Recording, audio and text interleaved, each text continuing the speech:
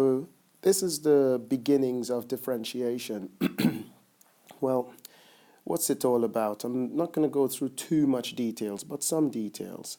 So here I have a curve, and usually if we're asked to find the gradient at any point on the curve, so let's just say I want to know the gradient at this point on the curve, I would normally, this is at the lower levels of maths, make a point there. They might tell you what the x value is at that point on the curve. I'll call it a.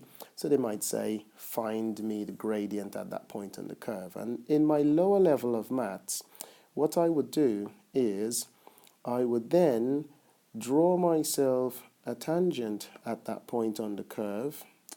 And once I've drawn that tangent at that point on the curve, I will go through the process of making myself maybe a little triangle. And this is the difference in y. So I would find the distance of this line here. And then I would find the distance of that line there, which will be the difference in x. And then I would say, okay, the gradient at this point on the curve would be the difference in y over the difference in x. All right. And then we do appreciate that if my point changes, so like for example, if I want, the gradient at this point, then I will have a different gradient. If I want a gradient over here at that point, I will have a different gradient. And for each time, I will need to draw a tangent for that. However, if we're able then to differentiate the equation of this curve, so if we say the equation of the curve is y is equal to f of x, and we differentiate the equation of the curve as in dy over dx, then that finds the gradient at any point on the curve. It doesn't matter where, any point of the curve. The differentiation of dy over dx tells us that it is a change in y over the change in x, or you're differentiating y with respect to x. Now, we might as well, as we're here, get through the formula. So let's just say y is equal to x to some power n, which I will write in a different color, some power n. Then it goes to show that dy dx is equal to n times x to the power of n minus 1. So look at this very carefully here. It's very important, this. The first thing that happens is when I differentiate y with respect to x, the n, the power, comes all the way over and becomes a coefficient of x. If x has a coefficient, that power will multiply by it. And then what's left of that power, we take 1 away from it. Okay, so that's very, very important to see. All right, let's go to some examples. Here I have my first example. This is the function for a quadratic. It's a quadratic function. So we want to differentiate this. So, well, let's get going.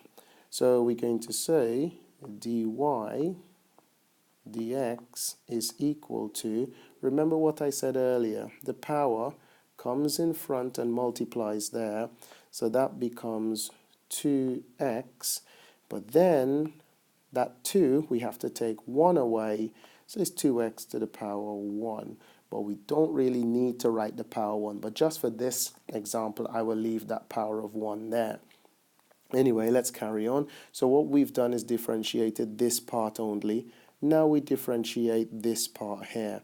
Well, this power is 1, so that 1 comes in front here and becomes just 1. But then what happens is, since this has a power of 1, when you take 1 away from it, you get 0. And anything to the power 0 is 1. So that basically means that this will just be 1. And last of all, we differentiate the constant on the end. If you ever differentiate a constant, you always get 0 for that. So therefore the final answer for this then is just 2x plus 1. And that's my dy dx, and I'm done. All right, let's look at another example. So we look at another example here. Okay, so here's my example.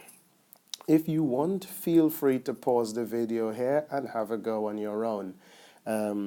Otherwise, I'll just carry on doing it. So, dy dx then. So, dy dx is equal to, this power comes in front, so that becomes 2x. And then if we take 1 away from 2, then x will have a power of 1, which I won't write in. And then last of all, plus the power of this x will multiply by that 7, leaving you with still 7, because the power of this x is 1. And remember what I said earlier, if you differentiate a constant, you get 0. So we'll just leave this as it is. Long story short, you should be spotting a pattern here. And the pattern is, if x has a power of 1, then we just will have the number. And if there is no x next to that number, then you just get 0. Okay, so that one is done. Let's have a look at another example. So here we have another example. Why don't you now pause the video and see if you can have a go. See if you can make sense of this for yourself. Try and do this one on your own. All right, I'll go through it now. So see if you got this answer that I've got. Dy dx is equal to 8x minus 1. In case you're wondering how we got that answer, the 2 multiplies by the 4, giving you 8. But when you take 1 away from the 2, the power of 1 is left. There is a 1 here, a minus 1. And when you differentiate that constant, you get 0. All right, last one for you to have a go at on your own then. So pause the video again and have a go at that, see what you make of it. Okay, I'll go through it now. So dy dx is equal to, well, if I differentiate that constant 10, I get nothing. Differentiate this, then I will get 3. Take away 2x there, because this power multiplies by the 1 that's there, giving me a minus 2x. All right, so that is all for now. Pretty straightforward, very quick video on differentiation. Obviously, things can get a little bit harder, but this is just an introductory video on differentiation. All right, have a go at some on your own and see what you make of it.